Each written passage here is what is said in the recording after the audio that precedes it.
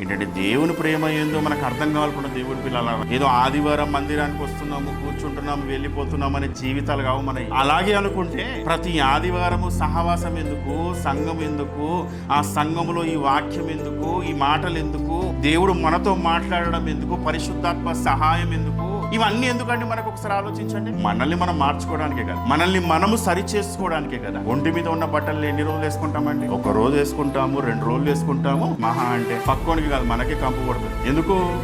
మాసిపోయాయి కాబట్టి. బట్టలు మార్చుకోవాలనే విషయం మనకు తెలుసు కదా. బట్టలు మాసిపోయాయి కాబట్టి ఉదయం ఈ రోజు వేసుకున్న బట్టలు, ఉదయం నుంచి సాయంత్రం వరకు వేసుకున్న బట్టలు, నైట్ పండుకునేటప్పుడు దాన్ని విడిచిపెట్టి వేరే బట్టలు వేసుకోవాలనే విషయం తెలుసు కదా. రాత్రికి వేసుకున్న బట్టలు విడిచి పొద్దున స్నానం చేసుకుని మళ్ళీ పొద్దున వేరే బట్టలు వేసుకోవాలని మనకు తెలుసు కదా. మన క్రియలను బట్టి మనకి ఏమైనా అర్థమవుతుందా? వేటిని విడిచిపెట్టాలి, వేటిని వేసుకోవాలి మనకి ఏమైనా అర్థమవుతుందా? దేన్ని మనం పాటించాలి మనకు ఏమైనా అర్థమవుతుందా? అప్పుడు దేవుడి పిల్లల 15 రోజులు ఒకే రకమైన బట్టలు వేసుకొని చూడండి, ఇప్పకుండా ఎలా ఉంటుంది? తట్టుకోలేము. అలాంటి దుష్ట క్రియలు ఇంకా మనలో పెట్టి మనం బ్రతుకుతున్నామండి. బట్టల వాసన వచ్చినా నష్టం లేదు, మనలో ఉన్న దుష్ట క్రియలను బట్టి ఆ